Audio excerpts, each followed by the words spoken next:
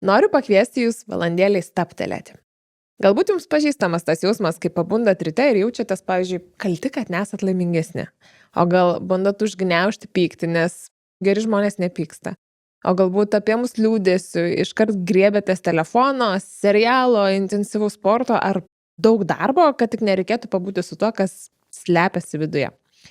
Mes gyvenam pasaulį, kuris iš mūsų reikalauja būti stipriais, produktyviais, visada pozityviais, išmokom tarsi taisyti save kaip kokį sugedusį mechanizmą. Jeigu skauda, išgerk tabletę, jeigu liūdna, eik pasilinksmint. O kas jeigu mūsų emocijos nėra joks gedimas? Kas jeigu tas nerimas, pyktis ar liūdesys tai yra tik žinutė, kurią atkakliai ignoruojame? Šiandien epizode kalbėsime apie tai, kodėl mums taip sunku tiesiog pabūti su savimi, apie tai, kaip emocijos prabyla per kūno pojūčius ir svarbiausia apie tai, kaip išjausti, išbūti ir tiesiog geriau pažinti save. Kaip vidinį kritiką, kuris nuolat klausia, tai kas tau yra, pavažu paversti atjaučiančiu draugu, kuris švelniai paklausia, o kaip tu šiandien? Šiai kelioniai aš pasikviečiau ypatingą gidą, žmogų, kuris savo darbu kasdien padeda atrasti kelią į geresnį savęs pažinimą. Su mumis psichoterapeutas Dainius Jakučionis. Kviečiu žiūrėti.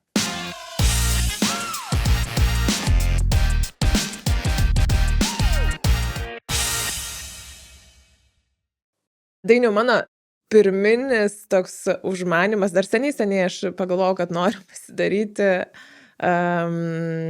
šitą pokalbį, tuo metu dar net negalvojau tiksliai su kuo, tai reiškia, kad, buvau neturėdama tavęs mintie, bet čia prieš pusantrų, mano tokia, pirma, sakykime, temos, toks grubus pavadinimas buvo, kas tau yra. Nes, kartais žmonės nesupranta nei patys, kas ten su jais yra, kodėl jie ten paskęsta į didelį liūdesį, ieržulį, kodėl jie greit pradeda erzintis.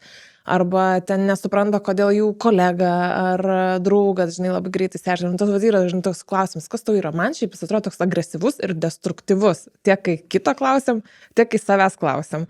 Kaip tau atrodo šitas, toks, sakykime, kasdienis dalykas, kur, kas tau yra? Tai blogai. Blogai. Negalima taip klausti. Tai va, kodėl negalima taip klausti?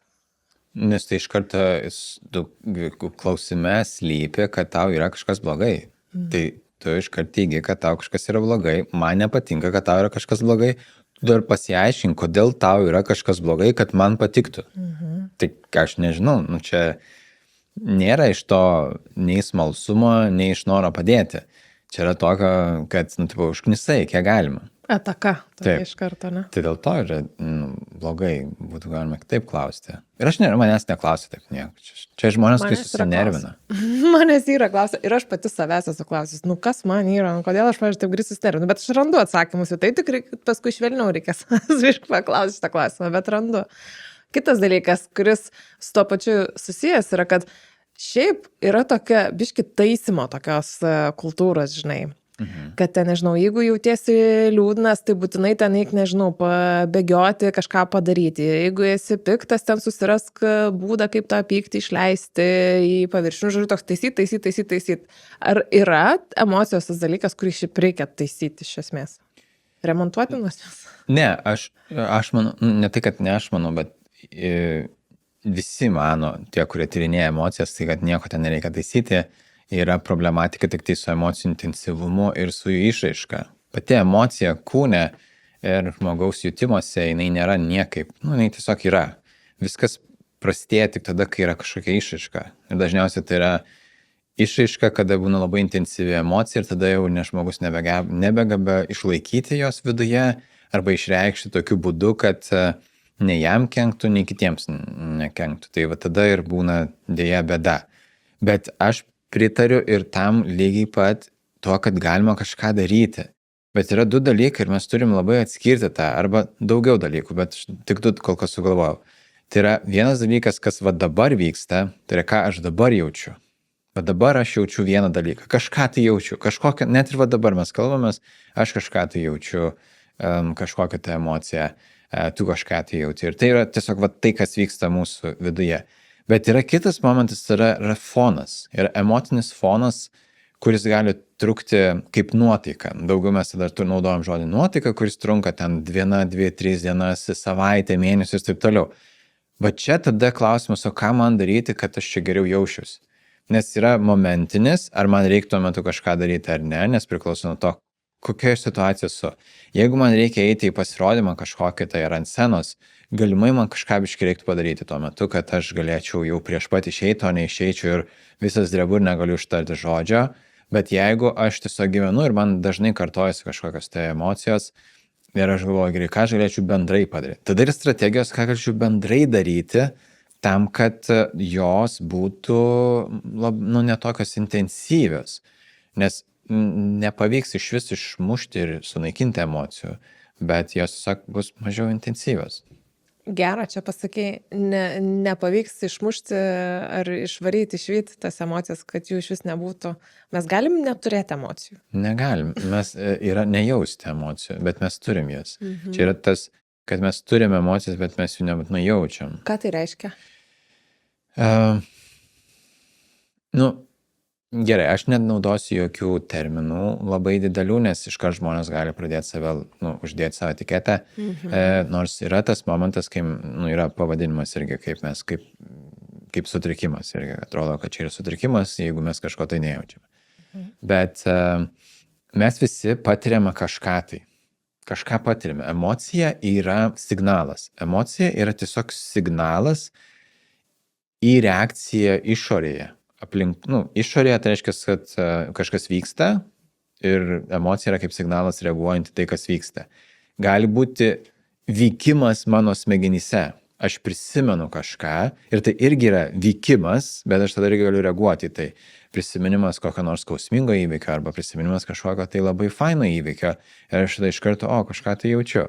Bet lygiai taip pat signalas, kad aš kažkaip jaučiuosi. Ten prieš kažkokį veiksmą vienaip jaučiuosi, po kažkokio tai netekties aš kitaip jaučiuosi. Tai aš jaučiuosi kažkaip tai, mane vyksta kažkas tai, bet aš galiu to nejusti. Pas mus lietuvių kalba yra labai durna, nes mes ir apie pojūčius kaip skausmą sakom, aš jaučiu skausmą, ir apie jausmus aš jaučiu skausmą. Angliškai irgi panašiai, bet ten truputėlį gali būti kitaip, dar daugiau žodžių galima tam išformuluoti. Tai tada aš galiu turėti viduje tas emocijas, kurių aš sąmoningai nepajaučiu. Aš sąmoningai jų nepamatau. Tas sąmoningai tai reiškia, kad aš pasirenku to nejausti, bet aš jų negebu pastebėti. Ir čia yra tas toksai, negebu pastebėti savo emocijų. Tai kai kurie žmonėm yra susijęs su proto ir kūno ryšiu, kad jie negeba pastebėti savo kūno pojūčių, kurie signalizuoja apie emocijas ir viskas. Ir tada jiem yra problema, jie nežino, kaip jie jaučiasi. Sako, aš nežinau, kaip aš jaučiuosi. Nors pas jį yra, ir kai tu klausi, gali matyti iš kūno kalbos pas žmogų, kad jisai kažkaip reaguoja į aplinką, į klausimą. Ypatingai terapijoje tai labai matosi, tu gali paklausti kažko, tai žmogus pradeda pasakoti ir jau matai, kaip kūnas keičiasi. Bet klausiau, kaip tu dabar jautiesi? Ir sako, aš nežinau. Aš turėčiau jaustis taip. Teoriškai. Pagal kažkokią tai ten teoriją aš turėčiau jaustis taip, bet aš negaliu tiksliai vardinti. Ir tada... Bet tai būna, man tai būna. Aš pati į psichoterapiją vaikštau ir man irgi mano terapeutė yra pasakiusi kažkada, kad šiaip šito vietoj turėtumėt jausti pyktį, o ne liūdėsi. Man yra sakęs, yra tas dalykas, kad mes turėtumėm jausti kažkokią emociją, bet mes jos nejaučiam. Kad, kaip tu sakai, kad jinai yra, bet mes jos nejaučiam. Išraiška kažkokia kitokia. Šiaip šitas konceptas, iš tavo perspektyvos. Aš netikiu to, kad mes turėtume jausti kažkokias emocijas. Ir čia ne dėl to, kad aš tikiu ar netikiu, aš vadovaujuosi labiau tai, ko aš perskaičiau. Ir yra teorija apie tai, kad yra įgimtos emocijos. Ir čia Polas Ekmanas labai stipriai tą bandė prastumti, tyrinėdamas visokias tautas mažytės, kur ten atitrauktos nuo žmonių ir visiškai vienos augo, bet civilizacijos, ir jie žiūrėjo, kaip ten kas kur reaguoja, ir kad yra universalios emocijos. Ir ten buvo, man atrodo, 5 emocijos, ten yra pyktis, liūdesys, šleikštulys, džiaugsmas ir dar kažkas, tai man atrodo. Ir kad jos yra visiškai universalios, visi jas turi. Ir tada visi man atrodo, kad va šitas visi turim. Ir šis visi turim jausti ir visi jas turime. Tada atėjo į tą lauką psichologijos tokia Liza Feldman Barrett, kuri sako, ar tikrai? Ir jinai pradėjo tyrinėti, kad, gal čia nėra visą laiką tik tai tos tikrai įgimtos emocijos, kad jos yra išmoktos. Jos, kad yra konstruojamos priklausomai nuo to, kur žmogus yra, ką jis yra patyręs, kokia jo patirtis, vaikystės, paauglystės ir panašiai, kokiam kontekste šiuo metu yra valgęs, nevalgęs. Labai daug tokių dalykų, kurie gali daryti įtaką jo emociniam tam fonui, jo gebėjimui interpretuoti, kas vyksta su juo. Tai tada tas, kad mes turėtum kažką tai jausti konkrečiai, ne visai yra teisingas. Bet psichoterapijoje mes tikrai dažnai darome tą, nes yra logiškos situacijos, kad tam tikra situacija žmogus turėtų pykti, nes ten yra neteisybė, pavyzdžiui. Ir jisai nepyksta. Kodėl? Dar kitas yra dalykas, kad yra pirminės, antrinės emocijos. Čia toks labiau psichologinis, psichoterapinis terminas, kur dėl tų mokslinių tyrimų aš dabar tiksliai nestikslinu, kiek būtų galima tai atskirti, bet žmonės gana greitai pastebi tą, kad taip iš tikrųjų yra, kad jiem yra lengviau vieną emociją jausti, negu kad kitą. Ir pavyzdžiui, mums yra lengviau jausti iš tikrųjų pyktį, negu kad visas kitas sunkias emocijas. Ten beviltiškumą, gėdą, kaltę, tikrai lengviau yra jausti tą pyktį, negu kad gėdą. Galime treniruotis jausti emocijas kažkokias. Pavyzdžiui, tu sakai, kad yra lengviau jausti pyktį, tai gal galim ištreniruoti, kad daugiau jaustumėm ir kitų emocijų. Taip, tik tai, kad mums nereikia treniruotis jausti gėdą. ne, ne apie tai. bet taip, pyktį galim jausti. Tiesa, jausti emocijas aplamai, kaip aplamai mes galim treniruotis. Tikrai yra būdų, kaip mes tą galim padaryti. Ir visą tai prasidės nuo kūno pojūčių. Net nedaugumą, bet visi mes savo emocijas patiriame per kūno pojūčius. Ir man tai atrodo, kad normalu tik aš tai patiriu, bet po to, po Lizos ten ir video, ir knygos, supratau, kad bet iš tikrųjų taip yra. Ir ta tokia dabartinė nauja hipotezė yra, kad, nes niekas nežino, kaip emocijos atsiranda. Tokia, tai yra hipotezės. Ir yra tikrinamos, ir vieni turi vienas, ir ten kelios hipotezės yra, kuri man labiausiai artimiausia ir logiškiausia, kur aš labiausiai logiškai suprantu. Ir vis tikrinant pacientų ir lygtis, kad galiu pritaikyti ją. Tai yra tokia, kad mes savo pojūčiais 5 užfiksuojam kažkokį tai dirgiklį. Kažką tai. Dabar tas dirgiklis yra labai greitai vertinamas saugus, nesaugus. Ir mūsų migdolinis kūnas iš karto vertina jį. Ir tai vyksta ten milisekundžių greičiu. Tai labai labai greitai. Taip greitai, kad mes negalime mąstyti. Tai realiai ten nėra mąstymo. Ten yra tiesiog nervinis signalas greitai, kaip elektra nueina. Tas signalas eina greitai į kūną. Ir tada kūne įvyksta kažkoks kūno pojūtis. Ir tada tas kūno pojūtis jau staigiai yra vėliau interpretuojamas smegenų kaip geras, blogas. Ten pavojingas, nepavojingas. Iš naujo interpretuojamas. Tai yra 2 interpretacijos sistemos, kad viena interpretuoja apie grėsmę, yra grėsmė ir nėra grėsmės, tada sukuriamas kažkoks tai kūno pojūtis ir tas kūno pojūtis toliau vėl interpretuojamas jau mūsų, vadinkim, tos prefrontalinės žievės, tai mąstančiosios žievės, kuri sukuria reikšmę šitam. Ir čia yra problema tada, nes viskas yra gerai dėl tos grėsmės ir negrėsmės, jeigu mes gyventumėm ten, 100 000 metų atgal ir mūsų grėsmė būtų iš didelių žvėrių ir kitos grupės. Ir mums tik į tą reikia reaguoti. Daugiau nieko. Tai viskas lengva. Nėra. Tai eini savo mišku ir tu žinai, kad jeigu pajusiu grėsmę, tai vadinasi, kad čia yra kažkas grėsminga, man reiktų bėgti kažkur tai. Bet dabar mes negebam taip greitai evoliucionuoti prie tų dirgiklių, nes tų grėsmių, atrodo, yra labai daug. Kiekvienas telefono skambutis gali būti grėsmė. SMS žinutė, kurioje parašyta, kad jūsų siunta užstrigo muitinėje, yra grėsmė, kuria naudojasi visi skemeriai. Ten pokalbis su kažkokiu draugu, partneriu apie tai, kas jam nepatinka, yra grėsmė. Ir iš karto kūnas siunčia signalus, kad čia yra kažkokia grėsmė. Ir ten labai logiška, kodėl grėsmė. Atstums, apgaus, čia nubaus, dar kažkas. Visą laiką galim sukurti, kodėl tai yra grėsmė. Ir turėtų mūsų tada ta prefrontalinė žievė, jinai permastyti ir sakyti, kad pala, gal nėra čia tos grėsmės, viskas bus gerai. Ir čia atsiranda jau išmokimas. ar aš išmokau tą daryti? Ar aš išmokau teisingai interpretuoti signalus savo kūno, ar aš kaip tik jų nebejaučiu ir tada jų neinterpretuoju ir nežinau, kas vyksta. Ir aš kažką galiu jausti, žmonės sako, aš jaučiu, man nerimas. Kodėl? Nežinau. O kai sakai interpretuoju, tu turi omeny tą automatinę reakciją, kurios mes nejuntam, ar tą Jau tą, kur sąmoningą. Sąmoningą interpretaciją. Kaip pavyzdys. Man yra paprasta, aš esu gydytas, bet kuris kūno signalas man yra interpretuojamas per ten, nežinau, gerai, 2-3 dalykus.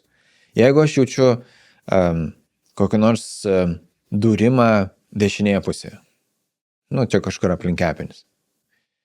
Ką paprastas žmogus, ne medikas, gali savo priskirti? Vėžys. Nu, vienintelis yra darys, nes smegenys ką daro, jos apsaugo turi. Jeigu yra skausmas kažkoks, tai pirmas signalas yra, kažkas yra blogai, nuo ką žmogus labiausia pagal patirtį galvojantis, kas yra labiausia blogai, yra vėžys. Taip. Ir tada viskas. Mano smegenys ką daro, skauda, okei, kas ten gali būti? Šiaip kepenųgi neskauda, kapsulė skauda. Ar galėtų mano kepenys būti padidėjusios? Nu, kamo, ne tokiam amžiui. Ir ne, tulžies puslė gali būti tai vietai. Nu, kaip su tulžies puslė? Gal akmenukas koks nors. Bet reikia pastebėti, nes jeigu akmenukas, tai ten dėl riebaus maisto galima, pavyzdžiui, pamanyti suvalgyti kažką riebaus ir tada turėtų ten tulžies daugiau išstumti, kad gal išsijudins, viskas bus gerai. Ir tada daug yra labai mano interpretacijų, kuri nėra vėžys. Ir va čia yra mano kūno pojūčio interpretacija. Dabar aš galiu jaust kitą pojūtį. Spaudimas. Spaudimas krūtinės ląstoje. Infarktas. Iš karto. Taip. Vėlgi, mano amžiuje retai, nors jau man beveik 40, tai, retai, bet jau pasitaiko. Jau pasitaiko. Tai aš galiu sakyti infarktas, bet aš tada staiga labai daug dalykų iškart diferencijuoju. Bet, tikrai, aš dabar guliu. Man prieš tai nebuvo jokių dalykų, nieko nebuvo. Kad taip tiesiog, staiga iš nieko atsitiktų, yra, bet tai yra ten 0, kažkiek procentų. Vadinasi, man yra jau lengviau tą interpretuoti pagal savo vidinę statistiką, kad, čia mažas variantas. Bet aš turėsiu eiti kažkokį svarbų pokalbį. Aš čia galvoju apie tą pokalbį. Tai aš nerimauju. Bijau, kad gal man ten nepatiks. Arba aš jiems nepatiksiu. Ir tada čia mes nesusitarsim. Gal jie tada mane atstums. Ir aš iš karto jaučiu tą spaudimą, jis įgilėja, didėja tas spaudimas. Tai nerimas. Vadinasi, aš jaučiu nerimą dėl baimės, kad mane gali atstumti. Tai čia yra interpretacija. Ar jinai trunka ilgai? Čia priklauso nuo įpročio, kiek kas greitai išmoksta ir įgūdžių galbūt labiau negu įpročio. Tai mokėjimas aiškiai ir tiksliai, tiksliai niekada 100% tikslumo nebus, nes nereikia taip tiksliai visko interpretuoti, bet ganėtinai tiksliai interpretuoti savo kūno pojūčius, jisai padeda ramiau gyventi. Yra mokslinių tyrimų, kurie rodo, kad jeigu žmonės išmoksta aiškiau interpretuoti tai, ką jie jaučia kūne, jie lengviau gyvena, jiem lengviau tvarkyti su savo emociniais kažkokiais nesąmonėm, kurias vyksta. Tai reikia, treniruoti savo savistabą. Taip. Ir gebėjimą interpretuoti, kas tai galėtų būti. Įvardinti ir interpretuoti. Taip, įvardinti. Mes galėtume įvardinti. Ir paprastas būdas tiesiog įvardinti emociją. Ir aš galvoju, kad reikia įvardinti pradžioje, sakyti, aš jaučiuosi, bet šiaip gal ne visai pats geriausias variantas, nebent aš su kažkuo kalbuosi, tada aš galiu sakyti, aš jaučiuosi kažkaip, tai tam, kad kitas žmogus sužinotų, kaip aš jaučiuosi. Bet kai aš jaučiu kažką, tai geriau įvardinti, kad tai yra nerimas. Tokį truputėlį susikurti atstumą. Nes man nebūna pasakyti, aš jaučiuosi. Koks skirtumas, ašgi jaučiu, tai aš kaip ir žinau. Bet jeigu aš įvardinu, tai yra nerimas, tai yra pyktis. Jis sukuria tokį mentalinį atstumą truputėlį nuo to. Nėra ten labai didelis atstumas, bet jis trupučiuką yra, kad čia šalia. Nes aš įvardinu, kad kažkas vyksta, jeigu aš įvardinu, kad kažkas vyksta, tai aš jau truputėlį atsitolinu nuo to, nes su manim tai vyksta, bet tai vyksta. Tai yra šitas. Jisai veikia iki 20% gali sumažinti emocijos. Intensyvumą. Jo. Šiaip gerai, 20% tai čia Nu, nemažai. nėra daug, žmonės nori 100%. Daug, man atrodo, 5/5 čia visai geras, Tai pajuntamas skirtumas. Čia kaip kas skaičiuoja, aš noriu 100%. Aš noriu 100%, žmonės irgi nori 100%. Jeigu jie jaučiasi blogai, jie nori, kad jų ta Išjungti emocija nebenori. visiškai baigtųsi, nulis būtų. Jie nori 100% poveikio nuo bet kokios kažkokios tai strategijos. Sorry. Tai va tam ir esmė, kad to nebus ir to nėra ir taip neįmanoma. Visos įmanomos strategijos, kurios gali būti panaudojamos emociniam lavinimui, jos veikia po kažkiek procentų. Tarsi jos kažkiek veikia procentų, bet nei viena neveikia 100%. Vienintelis, kas tikrai veikia 100%, tai yra, kai yra lygi linija kardiogramai. Aš ir norėjau tą sakyti, infarktas. Tikrai veikia 100%. Tikrai veikia 100%, nieko nejaučiu žmogus. Tikrai nieko nejaučiu. Jau tada tikrai nieko nejaučiu. Bet visų kitų atveju yra kažkiek procentų veikia ir tada tik tai aš turiu išsirinkti, kas man tinka, patinka, ką aš noriu pabandyti. Ir kitas dalykas, tai nėra visą laiką momentinis. Reikia atskirti žmonėm, kas yra momentiškai gali veikti, o kas veikia ilgalaikiu. Nes yra gebėjimas mokėti reguliuoti savo emocijas ilgalaikiai perspektyvai, o yra taip, kai kurios strategijos yra tokios greitos, kur galiu dabar čiut sumažinti, jeigu pagavau. Bet yra toksai slengstis, nuo kurio aš galiu nieko nebepagauti jų. Nes tiesiog atsijungia prefrontalinė dalis dėl migdolinio kūno labai intensyvios veiklos, nes yra didelė grėsmė, didžiulis stresas ir aš nebepagausiu. Ir tada viskas. Jau aš kažką darau, nebežinau, ką dariau, atsibundu, taip netiesioginį, ta prasme, iš tos viso emocijos ir galvoju, o bana, ką aš čia padariau. Nes atrodo, kad aš kažką dariau, bet negalėjau savęs kontroliuoti. Ir tai būna žmonėms, be abejo, tai prie tam tikrų psichologinių sutrikimų yra labiau, bet mes visi galime įeiti kartais į tokią būseną. Tikrai ten išsiprovokuoja mums ten kažkodėl, tai jeigu mes nerandame ir negeba interpretuoti skirtingai tos informacijos. Tai čia yra gana painu žmogui, dėl to yra tiek daug briedo visokio kalbama apie tai, apie tas emocijas, kaip ten ką daryti, kodėl daryti, nes žiūrima tik tai, iš savo perspektyvos, kurią aš ten tuo metu, man šitas padėjo. Taip. Gerai, kodėl tau padėjo?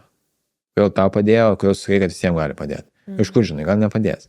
Mindfulness yra nuostabus įrankis, bet yra dalis žmonių, kuriem nifiga nepadės ir jiem negalime jo naudoti, nes jiem tik tai labiau susisuks smegenys nuo to. Tai, bet tai nereiškia, kad tie, kurie žiūri, kad čia jie yra. Jiem reikia naudoti mindfulness. Aš jau nebe pirmas iki pagaunu save, kad man reikia turėti rašiklį, nes tu irgi kalbi ilgų monologų ir aš galvoju, čia reikia paklausti. Ir piršteliu reikėtų šitoje vietoje veikti. Bet žodžiu, gerai, mane dabar paskutinis, kuris man toptelėjo, tu sakai, tas greitas, impulsinės, intensyvės, momentinės emocijos mes galim kažkaip sureguliuoti. Taip. Kokios tai yra taktikos? Tai vėlgi reikia prisiminti savo, kad taktika veiks tik tada, jeigu aš prisiminsiu ją panaudoti. Taip. Taip? Be abejo. Jeigu aš jos neprisiminsiu tuo metu panaudoti, aš jos negalėsiu panaudoti. Yra vienas momentas, aš galiu žinot, kad ta strategija veikia, bet tuo metu galiu būti, kaip sakiau, virš slenksčio, mes turim tokį tolerancijos langą, kaip psichologijai vadinasi, kiekvienas žmogus turi savo skirtingą tolerancijos langą, kur jis per vidurį yra toksai, jis gerai jaučiasi pakankamai, jeigu virš tolerancijos lango, reiškia, emocijos yra labai labai intensyvios, per intensyvios ir jis negali savęs kontroliuoti. Jeigu yra žemiau, jis yra jau per daug apatiškas ir jam tada visiškai nieks neįdomu, jis gali būti tam per daug apatiškas. Tai jeigu aš esu tame lange, tai viskas yra ok, galiu daug labai strategijų daryti. Jeigu esu virš, tada bus klausimas. Tai pirmoji, ir šiaip vienintelė turbūt strategija. Pirmoji ir vienintelė strategija su intensyvia emocija, nemokama, visą laiką turime su savim, yra kvėpavimas. Čia nestebuklas, tiesiog aš galvoju, kad čia nesąmonė briedas prieš 10 metų, bet dabar pradėjau tikėti, kad tikrai veikia. Pakankamai mokslinių tyrimų perskaičiau, kad sakyčiau, veikia, tikrai turit naudoti. Naudokit. Ja, dabar jau tikrai aprūvs. Taip, jeigu yra labai paprastas, yra tų kvėpavimo technikų daug visokių įvairių, paprasčiausias yra sugebėti tiesiog ilgiau iškvėpti negu įkvėpti. Viskas. kažkurį laiką. Per nosį, per burną svarbu? Būt gerai per nosį. Jeigu tiesiog kvėpuot geriausiai yra per nosį įkvėpti, per burną iškvėpti, vien tik dėl to, kad per burną iškvėpimą galima kontroliuoti. Tiesiog kokiu greičiu galime iškvėpinėti. Per nosį yra truputėlį sunkiau, nes, tiesiog kiek per šnervės eina, tiek galime iškvėpti, tai lėtumas yra priklauso, bet per burną galima dar padaryti tokį veiksmą, kurį, jeigu norime sulėtinti kvėpavimą, ypatingai sulėtinti kvėpavimą, mes galim įkvėpti, taip, ir tada sučiaupti lūpas, padaryti tokį kaip šiaudelį, tokį. Visi trys dabar šitą darom.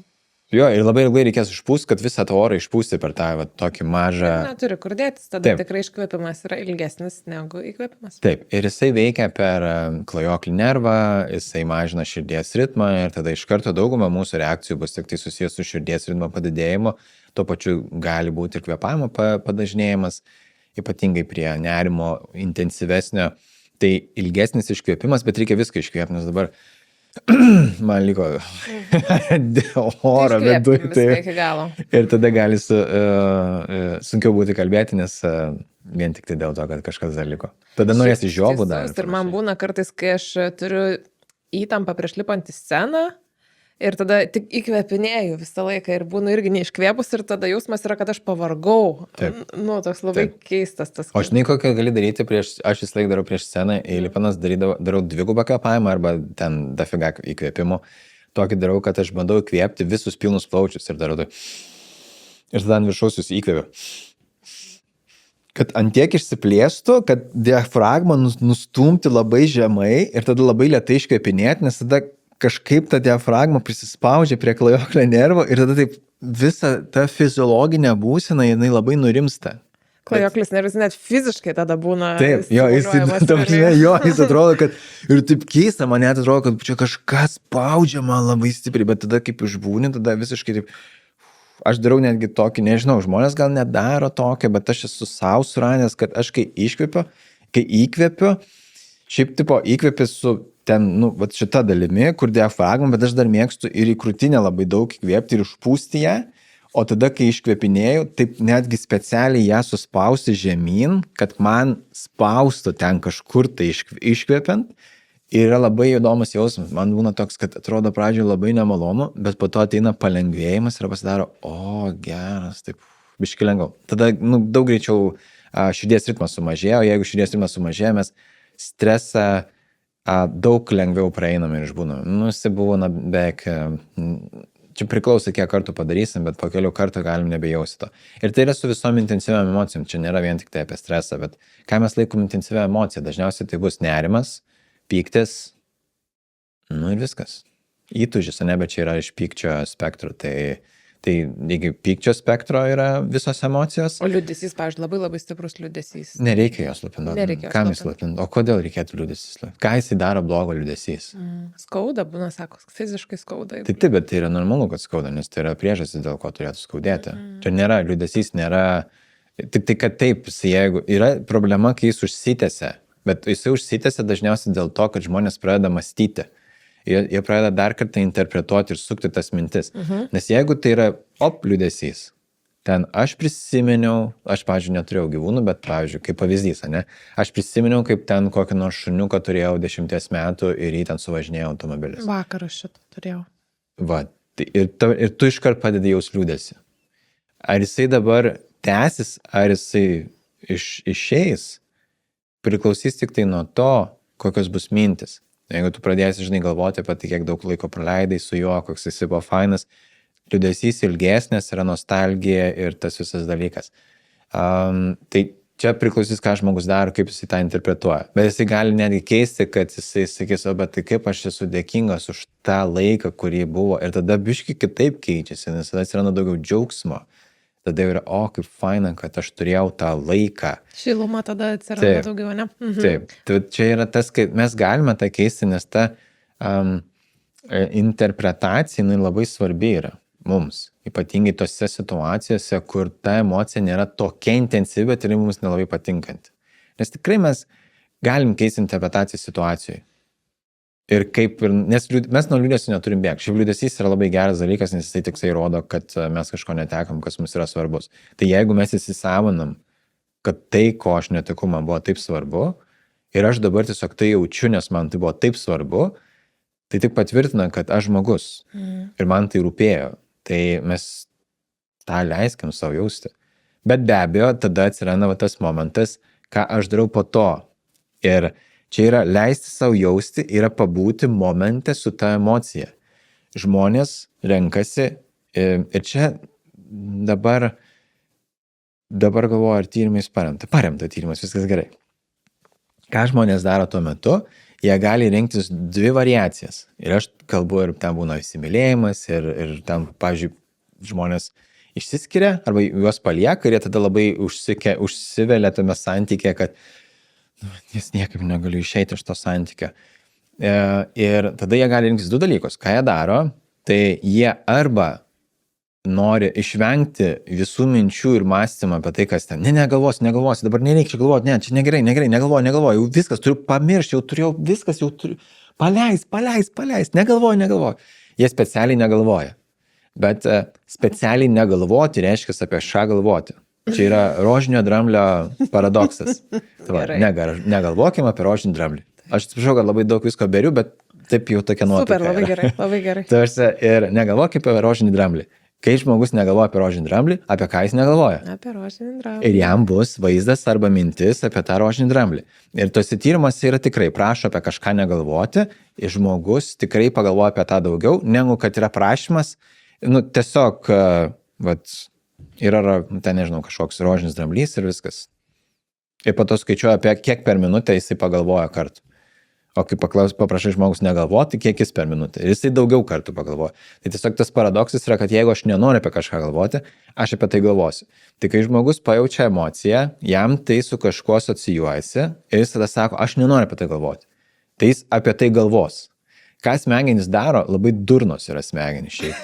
Tarsi jos yra primityvios įtikė, kad ant tiek sudėtingai veikia, bet tokios primityvios savo veikla.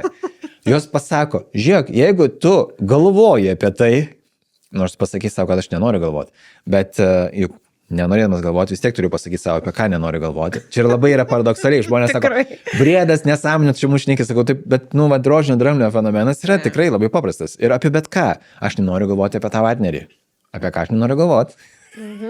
Aš nenoriu galvoti, kaip jis mane paliko, išdavė ir panašiai, bet dabar aš nenoriu galvoti apie tai, kaip jis mane paliko, tai aš vis tiek turiu pasakyti savo tos dalykus. Tai šitoj vietoj tai sukelia tik tai smegenim tokį kaip ir sureikšminimą.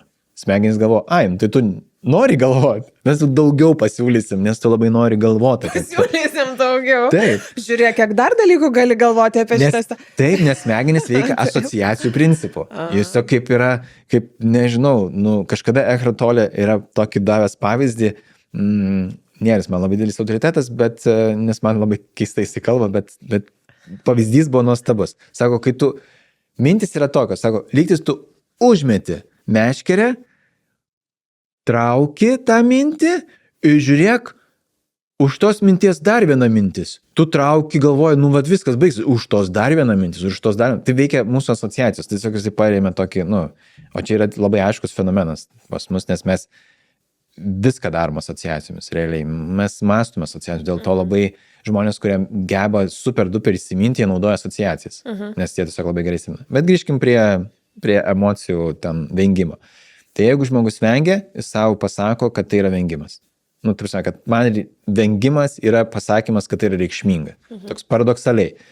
Apie tai, ko aš nenoriu jausti, apie tai, ko aš nenoriu galvoti, tai yra bus.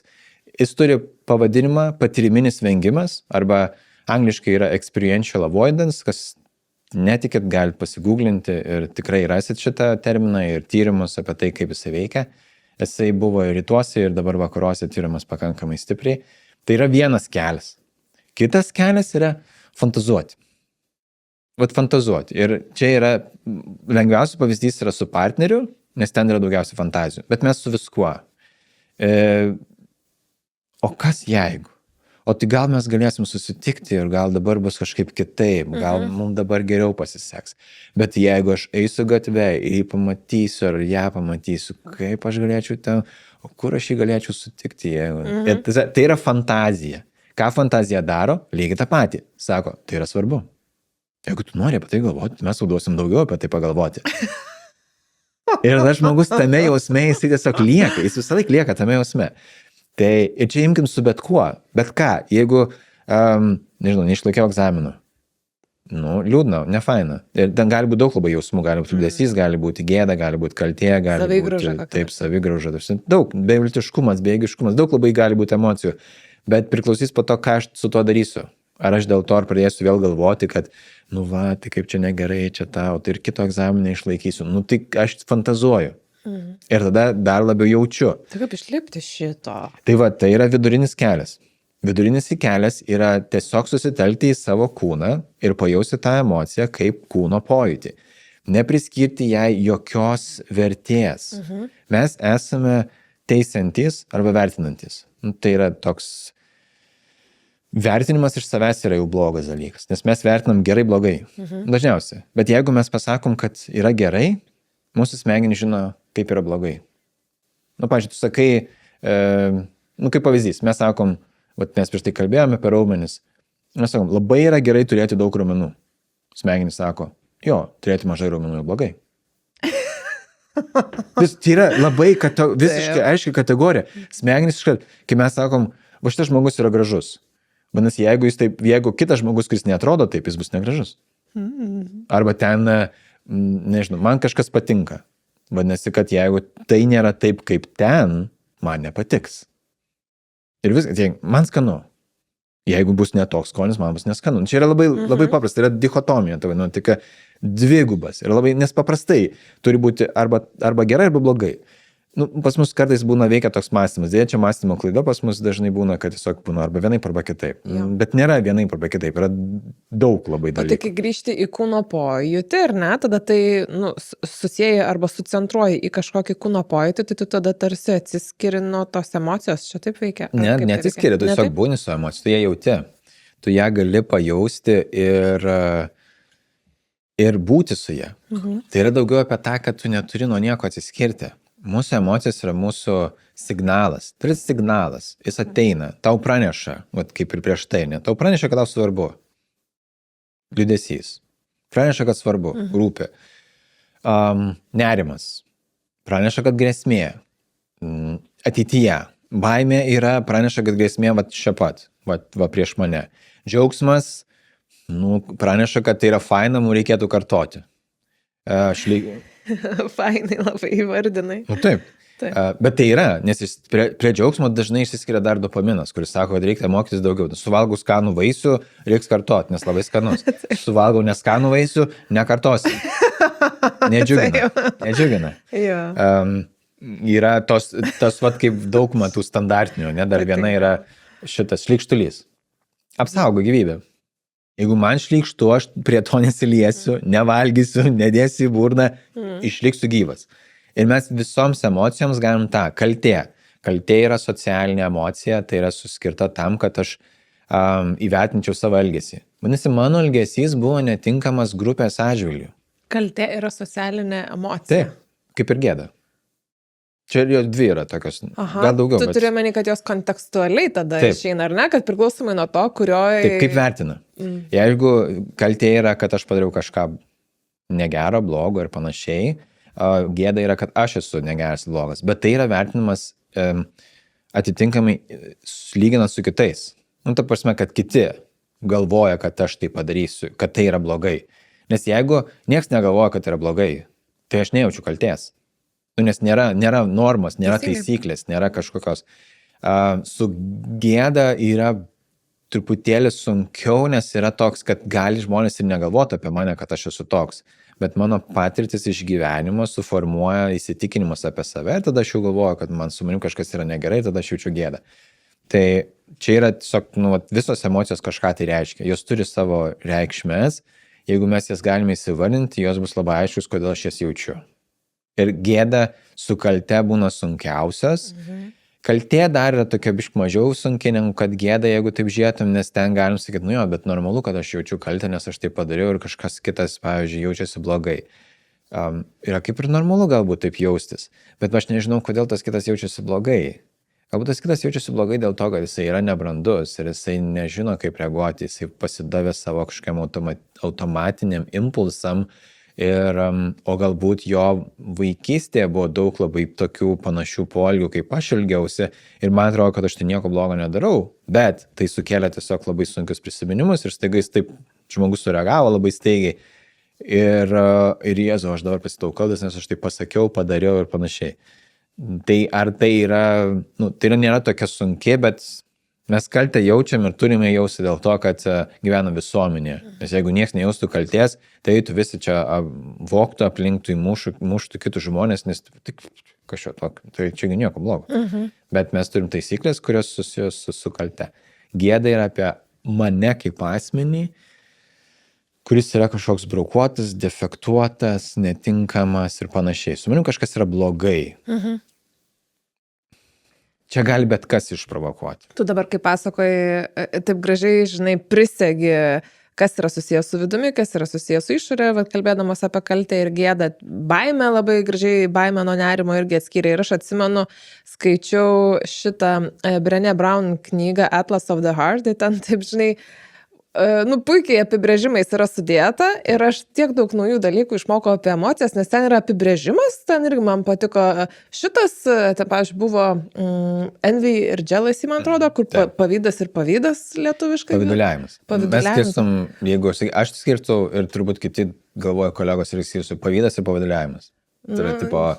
Pavydas yra daiktui, pavyduliavimas yra žmogui. Žmogui, taip. Ir aš atsimenu, kad kai yra susijęs su daiktu, tai dažnai tai yra susijęs, tipo, du žmonės yra įsitraukę, tu ir dar kažkas, kas turi, pavyzdžiui, daiktą ar patirtį, o kai tai yra pavyduliavimas, tai yra 3 žmonės įsitraukę. Ir aš galvoju, kad taip, žinai, sudeda tokiais pragmatiškais dalykais, kaip paprasta yra atskirti tada, kas yra kas. Ta knyga yra labai gera, jinai paprasta, žiūri paprasta. Aš kai perskaičiu, man atrodo, ką čia parašė, čia viskas yra žinoma, bet viskas žinoma man. Man dėl to, kad aš mokiausi tai ir dėl to, kad aš to domėjausi, bet žmogui tai yra nuostabi knyga, nes yra kaip emocijų žodynas. Taip. Tų tokių pagrindinė mūsų ten dažniausiai pajaučiamų turbūt emocijų žodynas, jis labai yra geras. Šiaip ta knyga yra labai gerai, man atrodo lietuviškai gal net yra. Gal ir yra, nesu mačiusi iš angliškai. Aš iš pradžių perskaičiau audio knygą ir paskui čia buvo ta knyga, kurią nusipirkau fizinę. Ir kiek ten gal 90 emocijų aptarė kažkas tokio, kur iš tiesų šitaip, jeigu reiktų išvardinti, nežinau, 50, tai turbūt neišvardinčiau tų 50, ten ant abiejų rankų pirštų kažką galėčiau. Jo, bet viskas yra gerai, mes visi nemokam tų emocijų, čia ir dėl to mes taip ir kai kada nejaučiam tų emocijų, nes nežinom pavadinimo. Čia yra problema. Šio epizodo rėmėjas yra Shizuri, inovatyvių ergonominių grikių lukštų pagalvių gamintojas, kuriantis sprendimus ramiam poilsiui ir kokybiškam miegui. Naujiena Lietuvoje yra Shizuri ortopedinė dvipusė pagalvė su grikių lukštais ir natūraliu kapoko pluoštu, specialiai sukurta žmonėms, kuriuos vargina nugaros ar sprandos skausmai, įtampa, nuolatinis nuovargis dėl prasto poilsio, nemiga, net knarkimas ar naktinis prakaitavimas. Pagalvė puikiai tinka tiek fiziškai aktyviems žmonėms, tiek dirbantiems intensyvų protinį darbą, tai yra sėdimą darbą, tiek patiriantiems padidintą stresą ar vyresnio amžiaus žmonėms. Shizuri pagalvė yra paslanki, tai prisitaiko prie individualaus kaklo linkio, galvos formos ir dėl to nakties metu viršutinės kūno dalies raumenys būna visiškai atpalaiduoti, yra palaikoma taisyklinga kaklo ir galvos padėtis, netrikdoma kraujo tėkmė į smegenis ir, tiesiog ženkliai pagerėja miego kokybė. Shizuri pagalvė sudaro tik natūralios hipoalerginės medžiagos, kurios yra atsparios ir patelytėms erkutėms. Ir tai yra tinkamas pasirinkimas ir jautriems, alergiškiams žmonėms, kurie tiesiog ieško geros patalynės, kuri nealergizuotų. Shizuri pagalvė tikrai nėra tik pagalvė, tai yra investicija į jūsų sveikatą ir įsigyti ją galite elektroninėje parduotuvėje shizuri.lt. O mes grįžtame į pokalbį.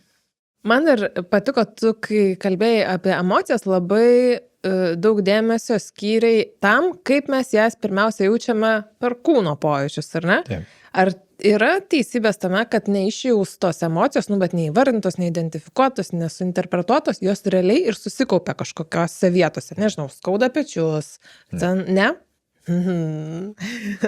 Gerai. Nėra mokslinio tyrimų. Aš iš psichologijos ir psichoterapijos norėčiau sakyti, jo yra, bet psichoterapijos šakose sako, kad yra. Ir kūno psichoterapija kalba apie tai, kad yra kūno emocijos susikaupusios. Bet vėlgi, tai yra psichoterapijos šaka. Yra daug visokių psichoterapijos šakų, kurios vieną ar kitą dalyką teigia. Ar jos turi kažkokį mokslinį pagrindą įrodymą? Nebūtinai. Jie remiasi dažnai praktiką ir sako, kad darant vienus ar kitus judesius, kažkokius ten kažkas atsipalaiduoja. Ir viskas yra okei su tuo. Tai yra labai sunku patikrinti moksliškai. Ta prasme, tiesiog yra labai sunku daryti mokslinius eksperimentus su tuo dalyku, dėl to tai yra neištirta. Ir dėl to aš galiu sakyti, kad, apie tai nėra, mokslas negali patvirtinti, kad emocijos kažkur tai kaupėsi kūne. Bet gali būti tik dėl to, kad yra tiek sunku ištirti, kaip ištirti, kur ten jos kaupėsi. Šiaip tai tikrai, kaip tai ištirsi. Kad mes vienam kaupėsi pečiuose, kitam pilve, trečiam kojų raumenyse gal labai kažkur. Bet yra tas emocijų žemėlapis toksai, kurį padarė, man atrodo, kažkurio šaly buvo darytas mokslininkų toksai tyrimas, kur klausė žmonių, kurie jaučia emocijas. Yra toksai mini žemėlapis, kuriame sako, kur ten žmonės jaučia, ten pykti jaučia delnuose ir kumščiuose, meilę jaučia visam kūne, tada tokia. Depresija, depresiškumas būna toks, kad nieko nejaučia, būna toks visiškai nejautrumas. Tai čia ir labiau apie tai, kur žmogus subjektyviai tai gali jausti, kai jo paklausia. Ar tai reiškia, kad visi žmonės ten jaus? Tai nebūtinai. Visaip gali būti, aš gal kažkaip kitaip būsiu įpratęs jausti tos dalykus ir man bus kažkur kitur. Dėl to nėra taip svarbu, bet jeigu žmogus sako, tai aš norėčiau tiesiog sužinoti, kur aš ką jaučiu, tai galim ir vadovautis tuo, kad ten nerimas kažkur krūtinėje arba pilve, gėda gali būti labai stipriai žanduose ir tada tai nereiškia, kad čia yra gėda. Tiesiog, kad kai žmogus jaučia gėdą, jis jaučia kažkokį tai fizinį simptomą šitose vietose arba pojūtį, gal ne simptomą, bet pojūtį šitose vietose. Ar tikrai ten yra emocija? Mes negalim sakyti, kad ten yra emocija. Ten yra pojūtis apie kažką, o emocija vis tiek yra bendras signalas. Tai jis gali būti visam kūne, gali būti tik smegenyse, jis yra toks kaip signalas. Negaliu pasakyti, kad emocija kažkur gyvena. Dėl to su knyga Kūnas mena viską yra problema. Nes teigiama, kad ten emocijos ir kūnas atsimena tos dalykus. Ir to neįmanom patikrinti mokslu. Tiesiog kol kas. Jonis, mano klausimas iš tos knygos ir kilo, žinok, aš ją prisiminus ir norėjau šitą klausimą tau užduoti. Man įdomi buvo tavo perspektyva. Taip, bet čia nėra iki galo, aš nesakau, kad tai nėra tiesa. Kol kas tiesiog nėra mokslinio tyrimų, dėl to reikia labai, aš stengiuosi aiškiai pasakyti, ką aš noriu pasakyti, be interpretacijų. Nėra tyrimų arba aš jų neskaičiau, nes galimai jie tiesiog sunkiai labai gyvendinami tie tyrimai. Nes žmonės, kaip ištirsi. Ir labai individualiai jaučia, kas kur ką jaučia. Man, pavyzdžiui, būna čia niešti, jeigu aš ten nervuojuosi ir tada galvoju, čia riešutam alergiška. Žinai, pastebiu kitą koreliaciją. Žinai, taip. Ne visada valgau riešutų, kai niešti. Bet žiūrėk, ar viskas yra iki galo aišku dėl išbuvimo su emocija? Kad, tada klausytojai, žiūrovai neliktų tokie biški, mes kalbėjom apie išbuvimą su emocija, jis sakė apie vengimą ir tada fantazavimą. Tai galim grįžti prie temos. Bet čia tiesiog, ar tau aišku? Aš iš tavęs, kaip išbūti? Jo. Ne, kaip išbūti, neaišku. Tai va, nes tada reiškia, kad ir žmonėm bus neaišku. Gerai, važiuojam. Taip, nes aš irgi esu žmogus. Taip, aš irgi. Bet man tai viskas aišku. Jo, tau tai viskas. Tau daugiau dalykų aišku negu žmonėm kitiem. Taip. Tikiuosi. Jo, gerai pastebėjai. Kaip mes neatsakėm šitą klausimą iki galo gerai. Tai mes išsiaiškinom, kad yra galimas fantazavimas į vieną pusę, kad aš noriu tada apie tai galvoti ir tada jausiu kažką, tai ir tada gali užsisukti ir gali būti tas vengimas. Nenoriu nei jausti, nei galvoti nieko ir tada vengsiu. Ir tada irgi visą tai, abidvi šitos pozicijos, jos skatins mane jausti kažką daugiau. Tai yra tik dėl to, kad aš galvoju apie tai. Jeigu man ateina emocija ir aš ją priimu, vadinkim priimu, čia tų žodžių aš tokius sakau, bet aš paaiškinsiu, ką reiškia priimu po to. Kai aš ją priimu ir tiesiog išbūnu su ją, vėl aš paaiškinsiu, ką tai reiškia, tai tada aš neinu nei į fantazavimą, nei į vengimą toje vietoje ir jinai gali nuslūgti. jeigu aš pradedu mąstyti apie ją ir galvoti kažką tai, aš ją, kaip čia vadinti, pilu žibalą į ugnį. Ir jinai tada užsisuks ir tada emocija bus dar daugiau, nes aš jau tada dar galvosiu. Aš prisiminsiu dar visokius įvykius ir ta. Dabar ką reiškia išbūti? Išbūti reiškia, aš pajaučiu emociją kažkokią tai, galiu įsivardinti, kad tai yra kažkas tai, nerimas, liūdesys, baimė, pyktis, džiaugsmas, mes dažniausiai pozityvių emocijų nebenori įsivardinti, nes jos tiesiog mums fainas ir nekelia problemų, bet galime ir tas įsivardinti. Įsivardinu ir stengiuosi tiesiog sutelkti dėmesį į tą vietą, kur aš tai jaučiu. Gali būti čia, gali būti čia, gali būti čia, gali būti kažkur tai ten apatiniai kūno daly. Ir tiesiog ramiai kvėpuoju, stebėdamas tą kūno vietą. Ir viskas. Ir tai yra išbuvimas. Tai yra išbuvimas. Nieko nereikia su to. Nereikia. Ir čia yra nekeitimas, čia yra neinterpretavimas, kad čia gerai blogai. Aš tiesiog įsivardinu, kad čia yra emocija. Aš nesakau, kad čia yra blogai, kad aš tai taip nėra jaučiu. Tas taisymas toks, ar ne? Ir jo, Kad čia nieko nereikia taisyti. Remontu. Jo, čia nieko nereikia, aš tiesiog leidžiu tą emociją išbūti, nes jeigu mes žiūrėtume tą tikrą emociją, kuris staiga įvyksta, jinai vyksta ten kelias milisekundės ir jinai turėtų nuslūgti. Jeigu atsiranda mąstymas, jos užtrunka eiga, trukmė užtrunka ilgiau, minutės, ten dar valandos, o jeigu jau tada aš labai daug mąstau, tada atsiranda kaip ir nuotaika tokia jau keliom ten dienom, savaitę, mėnesiam, tada ir depresija yra, kodėl, nes ten aš blogai jaučiuosi, tada dar mąstau apie tai, kad blogai jaučiuosi ir tada dar blogiau jaučiuosi, tada dėl kad blogai jaučiuosi, niekur neinu, nieko nedarau, su nieko nesusitinku, jeigu su nieko nesusitinku ir nenoriu susitikti, tada draugai atsiriboja, galbūt neberašo, aš jiems irgi nenoriu rašyti, nes bijau, kad jie manęs nepriims ir su manimi norės būti. Toks užsisukimas. Čia yra kalba apie tą daugiau psichologinė depresija, gali būti daugiau ir tokia visiškai, tokia vadina endogeninė depresija, kuri dėl nepaaiškinamų priežasčių, galimai dėl kažkokių neuromediatorių sutrikimų ir panašiai, kur žmogus tiesiog pradeda blogai jaustis ir jis negali, aš nieko negalvoju, man tiesiog yra labai blogai, aš nieko negaliu daryti, bet aš nieko negalvoju, aš vis nieko nemastau. Tai ten kitas momentas. Dauguma mūsų bus tokie, kur užsimastysim ir nueisim į tą savidestrukcijos spiralę, kaip sakė. Taip, folkloras savo. Taip. Aha, ir tada man taip, žinai, norėjęs tokį follow-upinį klausimą užduoti. Tai kiek čia maždaug tada reikėtų jau sutelkus tą dėmesį būti ir kvėpuoti, tai turbūt tol, kol pasijusime geriau ir jau sakysim, kad supratimas baigtas, ar kaip čia yra? Geriau yra vertinimas. Dėmesį. Nes jeigu mes norime pasijusti geriau, vadinasi, taip kaip aš dabar jaučiuosi yra blogai.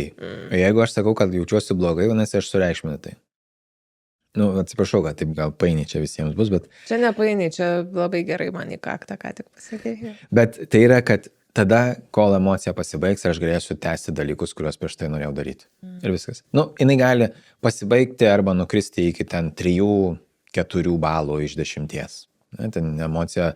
Dažniausiai mes pajusim kokias 7-8 balus tas emocijas, nes daugelį žmonių nėra ten, kad ta emocija tokia, kad jis negalėtų savęs kontroliuoti. Tiesiog pajaučiam nelabai fainą, pabūnam su tuo, įsivardinam, tada galim savo netgi priminti, kodėl mes taip jaučiamės, kokia čia situacija ir viskas tvarko ir stebime savo kūno pojūtį per lengvą kvėpavimą, kuriame yra galbūt tiesiog ilgesnis iškvėpimas.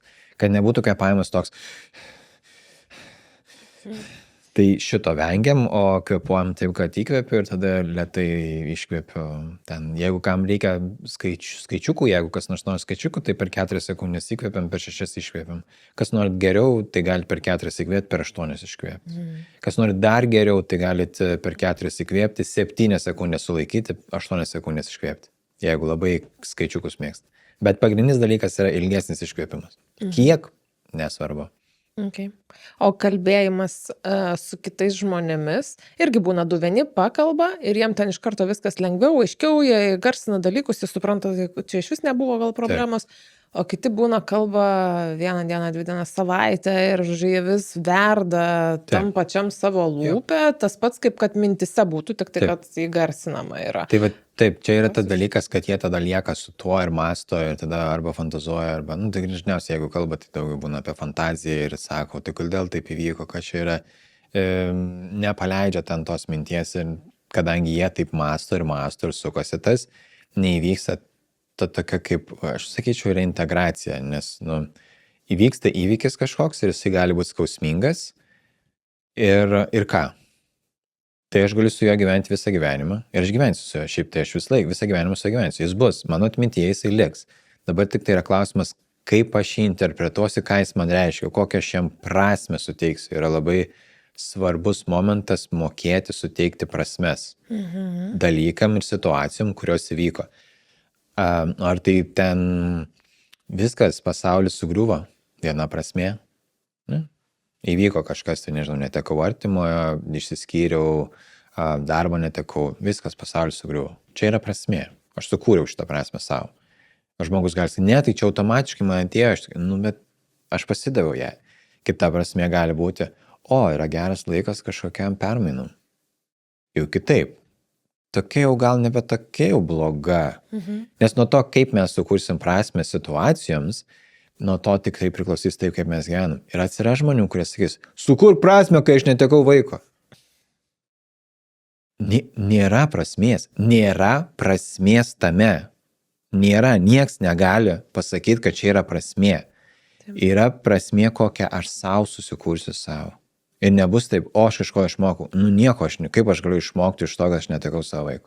Nėra. Bet kaip įprasmint visą tą dalyką? Kaip peržiūrėti visą tą gyvenimą? Dėl ko aš dabar gyvensiu? Ką man reikės to gyvenimo? Yra visą laiką ta dalis, yra labai svarbi. Čia nėra taip, kad, tai galim viską perprasminti. Mes galim viską perprasminti, bet mes ne visi turim jėgų ir gebėjimus, ir ne visi turime tą patį laiko trukmę. Mini situacija, kur ten, nežinau, ėjo kažkas, tai užkabino mane pečiu. Koks skirtumas? O kažkas sakys, tik čia. Bet prasmę susikūrė savo, ne? Bet yra situacijos, kuriuose yra labai ilga trukmė. Netekimas kažko tai, artimo netekimas. Bus ilga, reikia išgedėti. Ir tik tai po gedėjimo laikotarpio, kuris gali užtrukti iki metų ir kartais ir daugiau, galima tik tada paieškoti ir įprasminti tai. Bet vėlgi, įprasminti tai nereiškia, kad pakeisti, bet galim prisiminti, kad šita patirtis man suteikė kažką. Ir aš negaliu pasakyti, ką man suteikė, nes aš to nesu išgyvenęs, dėl to aš nefantazuoju šito vietoj. Bet tie žmonės, kurie netenka kažko, jie po kažkiek laiko jie supranta, kad tai, kad jie neteko ir tai, kad jie tada įvertino, ką turėjo ir situacijas visas su tuo žmogumi, kuris patyrė, jie kitaip tai įprasmina. Jie tada gali būti, kad pradeda labiau vertinti kitus žmonės aplinkinius, nes jie supranta, koks yra trapus laikas. Tai yra įprasminimas. Bet tam gali užtrukti. Ir nes priklausys nuo sunkumo tos situacijos, nuo to, kaip aš tame jausiuosi. Bet kasdienės situacijos, jos yra tokios. Nepakvietė manęs kartu įt pietaut. Kaip aš įprasminu tai? Kokią aš prasmę tam sukuriu? Ar tai, kad, aš jiems nepatinku, jie nori mane atstumti, tai aš esu kažkoks loseris ir viskas, turėčiau čia iš vis net negrįžti iš tą darbą. O gal tau planuoja slaptą vakarėlį staigmeną, pavyzdžiui? Nereikia fantazuoti. Ne, tiesiog pamirš. Tiesiog pamirš viskas. Tai yra tiesiog pamirš. Mes pradedam fantazuoti į tas dalykus, kad kas blogiausia ir dėl to bet tai yra, jie gal tiesiog pamirš. Ir priklausys nuo to, kaip aš tai įvertinsiu, kaip aš tai, įprasminsiu, taip priklausys, kaip aš jausiuosi. Bet žmogus sako, ne. O kokia yra tiesa? Koks skirtumas? Koks skirtumas, kokia yra tavo tiesa? Koks skirtumas, ar jie pamiršo, ar jie su tam nenori bendrauti? Koks tavo dabar skirtumas? Nes nuo to, kad tu sieksi tos tiesos, tavo savijauta nuo to ne, bet aš noriu žinoti tiesą. Tai gerai, gal aš sužinosi kažką tiesą, ką tada darysi su ją? Žmonės labai nori žinoti tiesą, bet nežino, ką po to su ją daryti. Partneriai irgi, tu pasakyk man viską, ką tu galvoji. Tikrai tu nori viską žinoti? Ar tikrai tu nori sužinoti, kad šiandien aš tas nekenčiu? Bet nereiškia, kad mano meilė sumažėjo. Rytoj aš išsimiegosiu, būsiu mažiau pavargęs, būsiu galbūt nebe taip jautrus tavo šitai nesąmonė, kurią padarėjai, ir aš jau galbūt galėsiu kažkaip kitaip. Bet jeigu aš dabar pasakysiu, nes prašai labai, kaip aš galvoju, ar tikrai bus, faina? Pavojinga. Taip. Bet kai žmonės prašo, tu pasakyk viską, ką tu galvoji. Tai prisimkit atsakomybę priimti tai, kad galvoja. Tai nereiškia, kad čia yra, ai, tai tu taip galvoji, tai čia reiškia, kad nemyli. Nu, aš dabar taip jaučiuosi. Tai nereiškia, kad nemyliu. Aš dabar taip jaučiuosi. Va dabar, šią minutę, ar ten šią dieną, nes įvyko tas ir tas. Tai nereiškia, kad aš visą laiką taip galvoju. Ir čia yra labai svarbu, nes žmonės sako, nu bet tai jeigu tu jau pasakėjai, tai čia reikia prisimti atsakomybę už tai, ką pasakėjai. Tai gerai, aš prisimu, kad aš dabar taip jaučiuosi, aš pasakiau labai aiškiai, aš dabar taip jaučiuosi. Tai kad mes kaip žmonės bijom būti nuoširdus, nes yra viena dalis tai, kad kita pusė nebūtinai gebės priimti tai. Nu, aš galiu nuoširdžiai pasakyti, kas man nepatinka, bet ar galėsi priimti tai? Į tą pusę, kad, nu, nepulsi manęs, kad iš to nebus dramos, jūs jau priimsi, jo, man nemalonu, kad tau tas nepatinka ir man kažkaip dabar sunku yra tas. Bet ačiū, kad pasakėjai. Taip turėtų būti. O ten, kur, tai čia ką reiškia, kad tai nepatinka, tai dabar, tai čia jau viskas dabar. Tai ne tai, ar aš sakiau, kad viskas. Nes pradedam interpretuoti. Gal ieškom tarp eilučių, kas parašyta. Bet yra žmonių, kurie kalba tarp eilučių, kurie negeba pasakyti tiesiai. Taip. Kur reikia atspėti, ką galvoju. Tai jeigu mes visi tikrai kalbėtume nuoširdžiai, atvirai, mums būtų daug paprasčiau, bet mes turime išmokti visada priimti, kad mes sužinosim kažką, kas mums nepatiks. Ir tai yra okei, nes tai yra kito žmogaus nuomonė. Kito žmogaus nuomonė nėra tiesa. Tai yra, jo tiesa. Jis sako tai, ką jis jaučia. Jam tai yra tiesa. Jis nori pasakyti. Bet tai nėra tikrovė, kuri galbūt iš tikrųjų yra. Jis sako, ai, tai tu manęs nemyli. Jis sprendžia pagal tai, kokius aš veiksmus padariau arba ko nepadariau. Ir tik tai pagal tai. Negali lysti mano ten vidu, ne į širdį, bet į smegenis, nes vis tiek meilė yra smegenyse, o ne širdyje. Kad ir kaip norėtume mes, kad tai būtų širdyje. Ir patikrinti ten, tipo, praskenuoti, tikrai tu mane myli ar ne. Negali. Va dėl to yra tas dalykas, kad mes žodžių klausom. O žodžių mes visų pirma, kadangi nebūtinai mes mokam išsireikšti tinkamai, Taip. nebūtinai mokam įvardinti tinkamai, ką aš jaučiu ir kas vyksta su manimi. Ir dėl to vyrai kartais būna apšaukimi, kad, tas tai nekalba. Jis nežino, kaip pasakyti. Nes jeigu jūs pasakys tai, ką iš tikrųjų jaučia, bus blogai, konfliktas. Moteris irgi, jeigu pasakys viską, kaip yra, Jėzau, čia nieko gero nebus. Nes nebūtinai, kad, išlaikys abudu. Tai kaip būti poroje tada, pavyzdžiui, jeigu yra tas nesuderinamumas, kur vienas nesugeba įvardinti, o kitas bijo išreikšti šitą vietą. Tai blogai. Blogai, bet jiem nežinau, kiti dalykai puikiai sekasi kaip porai. Daug ten tų šmeilėjų. Viskas gerai, tai reiškia, ir gali būti dėl kitų dalykų. Žodžiu, tiesiog, tai šitą temą uždaryti jam realiai reikia, ten per daug dalintis su draugais. Kaip čia, ką daryti? Tai yra tiesiog, reikia priimti, kad nebus viskas tobula ir kad nebus įmanoma, viskas bus tobula, bet galima mažai žingsniais tą daryti. Ir bus taip, kad jūs tikrai 2 žingsniai į priekį, 1 atgal, o kartais 2 žingsniai į priekį, 3 atgal. Nes vienu momentu pavyks, o tada tik bam kažkoks intensyvesnis įvykis ir intensyvesnės emocijos ir tada kitas partneris atsitrauks ir nebenorės vėl sakyti. Jo. Tada tas, kuris mato, kad taip įvyko, kiek mes sąmoningi esam. Tai jeigu mes esam nesąmoningi, sakom, tai kas tu yra? Kas tu yra? Tai ko tu taip reaguoji? Kas tu negerai? Tada ir bus konfliktas. Labai sudėtinga. Čia šitas net man biški pradeda kirbėti viduje, kai tu kalbėjai, žinok. Tai aš irgi jaučiu, per kūno pojūčius irgi bunda kažkokie dalykai šį kartą. Aš noriu biški dar kryptelt mūsų į kitą dalį. Sako žmonės, kad kai kurie irgi iš to nesugebėjimo išjausti ir išbūti pradeda persidirbti, pradeda bėgti maratonus, triatlonus, kažkokius tokius dalykus. Čia yra viena iš išraiškų, arba kitaip paklausiu, ar tai gali būti signalas tau pačiam, kad tu kažko neišjauti, jeigu tu, taip žodžiu, apsijimi kažką daryti Gali būt. iki pervargimo. Gali būti viena iš išraiškų, gali. Nebūtinai, kad tai bus visiems. Kai kurie iš priklausomybių pereina į kitas priklausomybės. Tai Čia sakai, gal yra, pavyzdžiui, priklausomybė darbui iš tikrųjų egzistuoja? Tam nelabai priklausomybė sportui. priklausomybė sporto egzistuoja. Koks čia mechanizmas yra? Runner's high. Išsiskiria endokannabinoidai.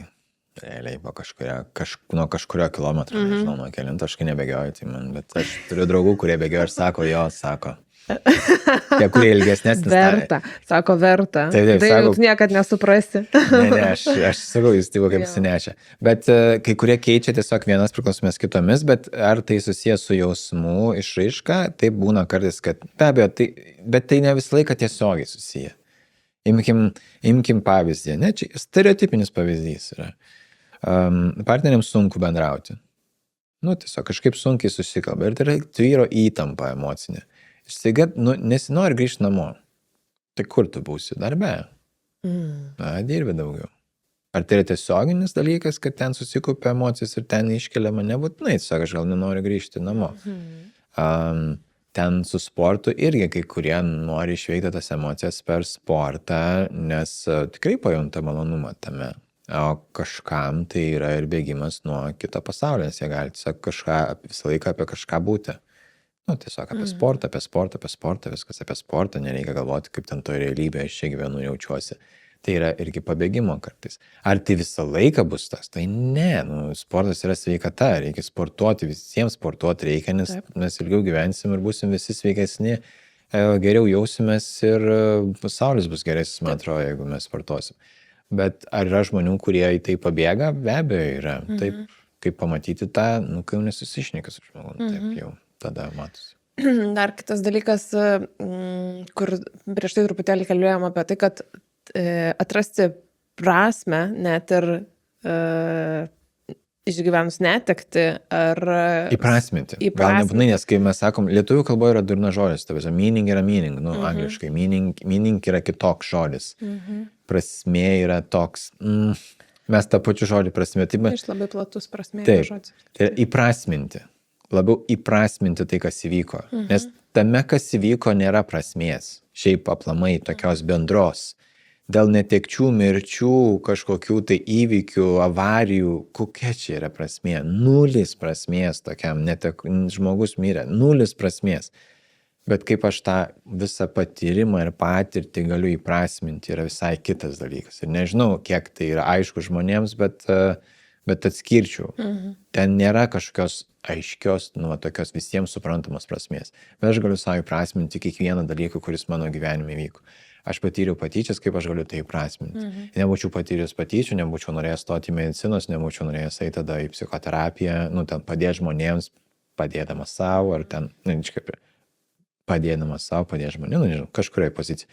Nesidėčiau čia, ne? Tai yra įprasminimas, kad aš neapsikankinčiau, kad iš manęs tyčiojasi ir dabar čia aš esu vargšas ir taip toliau. Aš esu vargšas vis dar, nes man dar veikia tas.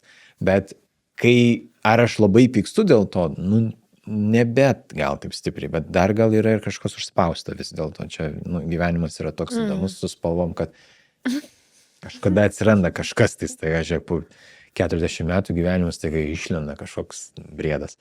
Bet tai yra įprasminimas. Ką man tai reiškia? Tai nežinau, mano mamos insultas. Ką man tai reiškia? Ką aš per tą patyriau, kas tai buvo malonaus, kas tai buvo nemalonaus ir kaip aš tai įprasminu. Tai visa tai yra tik įprasminimas. Tai iš to nėra prasmės. Aš nenorėčiau dar kartą patirti patyčių, aš būčiau nenorėjęs pirmą kartą patirti patyčių ir aš galimai, jeigu būčiau nepatyręs, nebūčiau čia. Aš nebūčiau žinojęs, kad būtų galima būti čia. Tai man zin. Aš būčiau norėjęs nepatirti patyčių. Jeigu man reikėtų rinktis. Bet kadangi aš jau tai patyriau, tai kaip aš tada galiu tai prasminti? Vietoj to, kad kankintis ir visą laiką sakyti, tai buvo, čia su manim blogai elgėsi ir panašiai. Taip, viskas yra tiesa. Bet kaip aš galiu prasminti, ką man tai davė? kad aš ten buvau jautresnis, aš labiau klausiau ir man iš to klausimo man norėjosi kažkaip padėti žmonėm ir tada aš pasirinkau mediciną, tada iš tos medicinos man buvo įdomu, kaip ten tas žmonių protas veikia, nes jie visokius turi lygų, visokių keistų. Tada aš nuėjau psichoterapiją, iš psichoterapijos nu va, aš sėdu čia. Ne, tai galim sakyti, va tas pasirinktas patyčių, kuriuo aš nekontroliavau. Nu, iš dalies, ne. Patyrei, taip. Patyriau, privedė čia. Tai nebūčiau patyręs, nebūčiau čia sėdėjęs. Garantuoju, nes būčiau kažkaip visai kitą gyvenimą. Būčiau kažką kitą visai pasirinkęs. Man labai nepatinka, kai man kas nors sako, viskas bus gerai.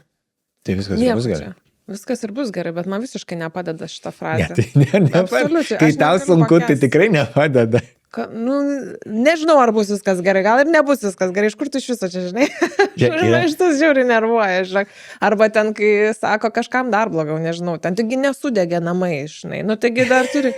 Nu, tai taip, bet tai nereiškia, kad, žinai... Kad man lengviau nuo to. Taip, man visiškai ne. Ir mane tas kaip nervuoja. Ir galvoju, kaip savo aplinką irgi truputėlį labiau išmokyti, nu, vat su manim dar irgi pabūti. Nes tada aš patenku į tą, kur tu prieš tai sakai, kur, nu, tada iš vis galvoju, gal nesidalint kažkokiais dalykais, nes nebeišeina, žinai, nu, atsimuša, tai tiesiog į va tokį kažkokį patarimą, žinai, nesijaus blogai. Yra problema dėl to, kad mes nemokam ir nežinom, kaip išbūti su kito žmogaus jausmais.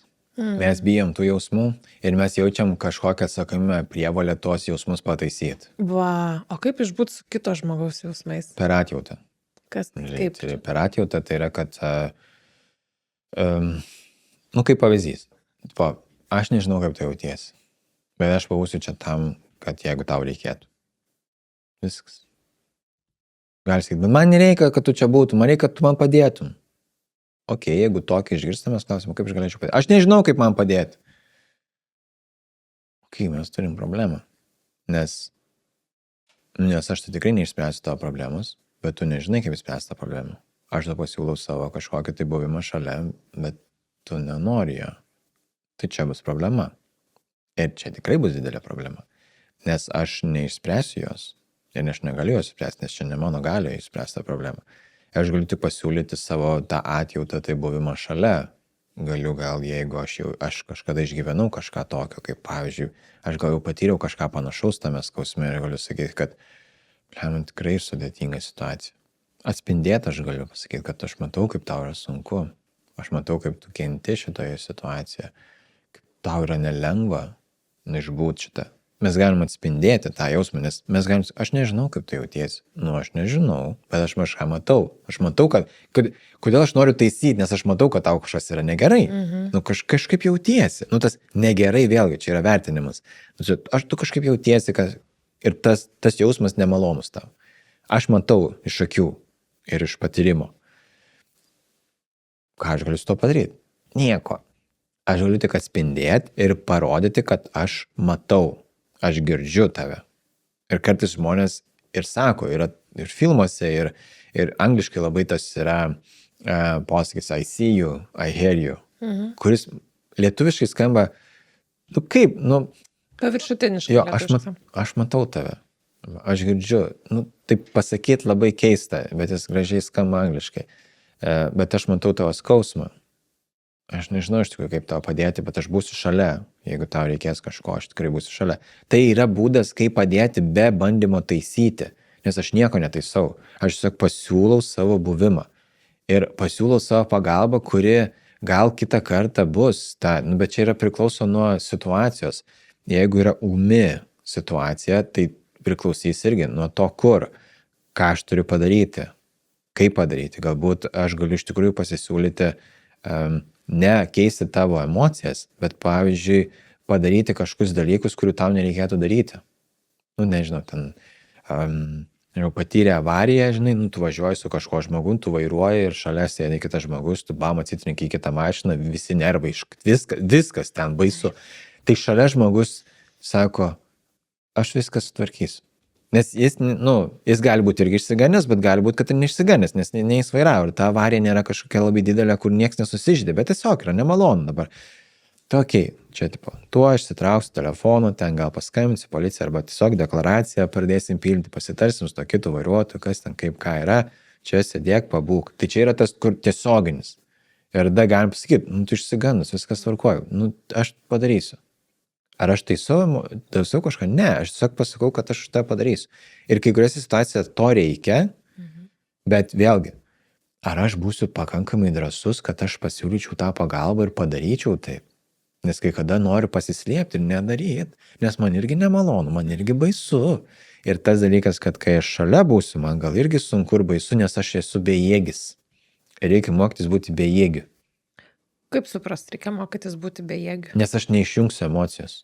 Aš nepadarysiu tai, kad žmogus staiga iš to, kad jis jaučiasi liūnas, pasidarys nebeliūnas. Tu turiu, kad reikia mokytis būti bejėgiu, kad mes nuimtumėm nuo savęs atsakomybę būtinai kažkaip suteikti pagalbą. Išspręsti problemų. Mes neturim išspręsti problemų. Čia, aišku, yra viskas susiję su to, nuo situacijos priklauso, bet jeigu tu grįžti namo ir pasakoji, kas tau įvyko per dieną, ten reikia būti bejėgiu. Nereikia nieko spręsti. Reikia tiesiog išklausyti ir sakyti, pliamo, kaip tau čia. Ir kitas dalykas, kad žmonėm dar yra labai svarbu suprasti. Mes norim atspindėti emociją ir patvirtinti emociją, o ne priežastį. Nes grįžti namo, pasakoji, va, ten tas darbuotojas vėl kažką padarė, pasakė, ten su manim elgėsi nemaloniai, ten blemba, taip kalba. Ir viskai, bet tai gal tu ne taip supratai?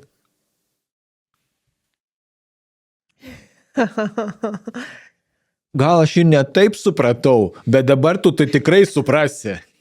Tai tuo metu, kai yra emocija didesnė, intensyvesnė, nereikia aiškinti kažko, nereikia ginti kito, reikia apie emociją būti. Aš matau, kaip ta šitą situaciją sunervino. Ateik, prisiglaus, apkabinsiu tave. Viskas, nieko nereikia daryti. Vėliau, kitą rytą galim paklausti, kaip tu jautiesi, kaip tu dabar vertina situaciją. Ar yra kažkokių tokių, kai emocija slūgo, galim tada klausti, nes žmogus dažnai pats permąsto ir mes jau galim pasitikslinti. Tada, kai žmogus yra emocijoje, nereikia jam sakyti, o tu gal netaip supratai, nes jis nefiksuoja, jis yra emocija, jo šita visa prefrontalinė dalis nemąsto, yra tik tai migdolinis kūnas, yra emocijos ir jis nori tas emocijas išliet, kad vėliau išliejus tas emocijas būtų galima išbūt su tuo. Ir kai yra palaikymas šalia, ir tas yra labai sunku. Aš pats nemoku to, man pačiam yra labai sunku tas, nes man emocijos nepatinka, man nemalonu jas jausti ir nemalonu, kai kitas žmogus tas jaučia. Ir aš pasirinkau tokį darbą, tai įsivaizduoju, kaip man sunku.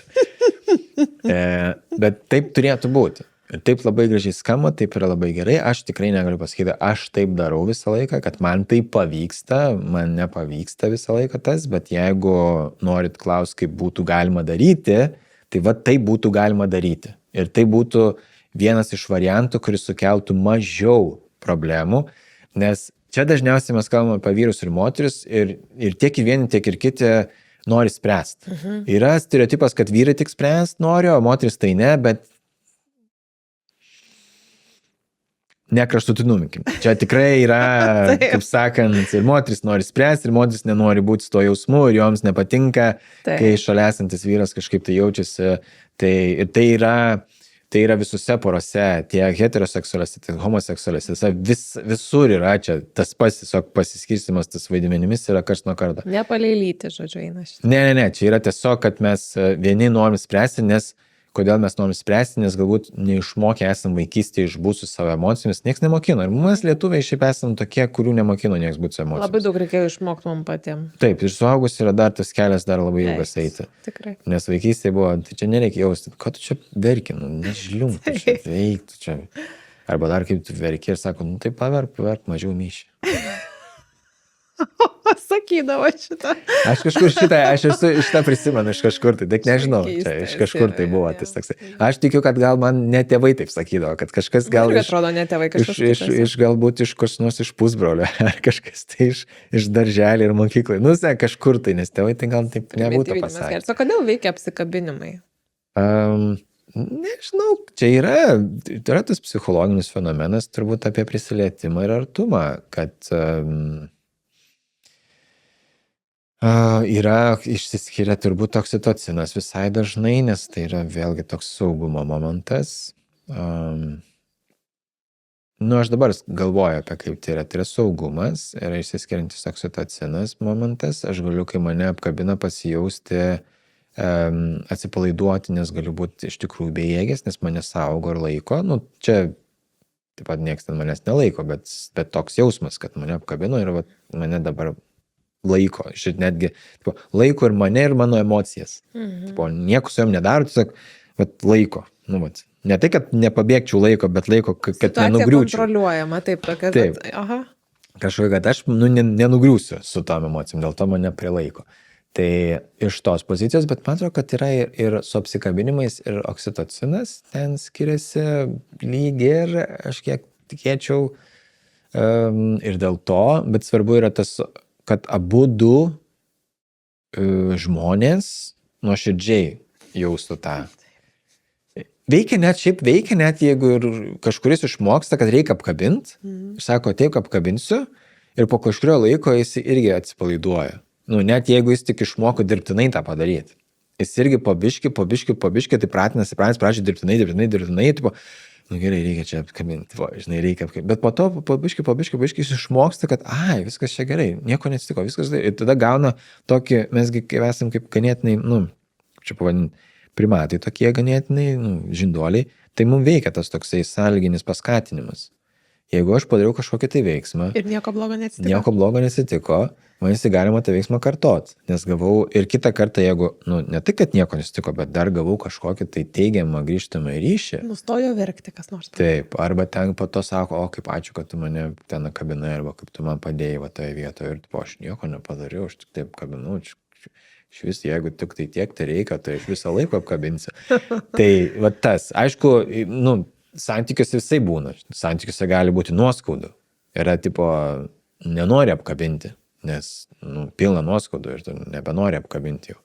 Tai visaip gali būti. Čia nėra tas, kad nereikia dabar eiti savo partneriams ir sakyti, tai tu manęs neapkabini, nes tu pilnas nuoskaudų. Nebūtinai, jūs nežinot, kaip žmogus jaučiasi.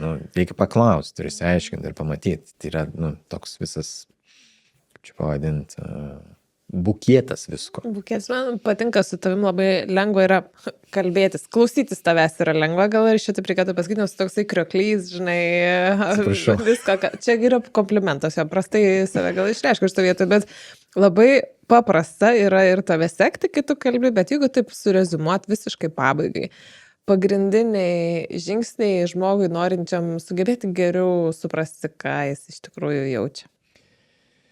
Tai mes pradėtumėm nuo kvėpavimo, nes vienas dalykas, kad mums reikia, kad geriau suprastum, ką jausi, tai turim truputėlį grįžti į tą tokį tolerancijos savo langą. Tai kvėpavimas, ilgesnis iškvėpimas, jeigu kam reikia skaičiukų, 4 sekundės įkvėpti, 6-8 sekundės iškvėpti. Tada yra visokie pratimai jau apie kūno pojūčius. Yra tokie pratimai, kurie eina, vadinami, kaip mindfulness pratimai, yra kūno skenavimo pratimas arba body scan vadinamas, kuriame kaip tik mes einam per savo kūną ir kadangi mes daug kartų einam, mes išmokstame tiesiog stebėti, bet nevertinti, tai internete yra pilna šitų pratimų. Mes mokomės įvardinti emociją, aš jaučiu tą, arba tai yra pyktis, liūdesys, tas momentas, nes jis padeda irgi sumažinti arba tiesiog įsivardinti. Tai, kad mes nemokame emocijų, reikia tiesiog pasiimti emocijų žodyną. Gali būti ta knyga šiaip pasidomėjimui, ta širdies atlasas, arba galit susirasti internete jausmų ratą ir pagal tą tiesiog atsisėsti vakare ir žiūrėti tą jausmų ratą ir užsirašyti savo, kurias emocijos šiandien buvo.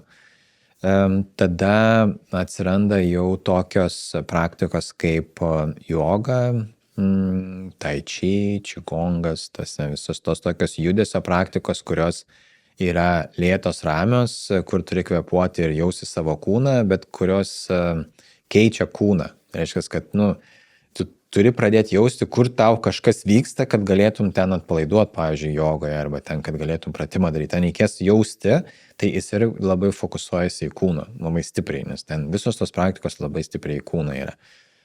Ir šalia dar yra atjautos savo praktikos, nes mes labai stipriai kritikuojam save, čia turbūt dauguma žmonių taip daro, nėra čia, kad jau niekas nekritikuotų, taip, tai atjautos savo praktikos padeda ne taip stipriai kritikuoti ir tada būti su savim atviresniu su tuo, ką aš jaučiu.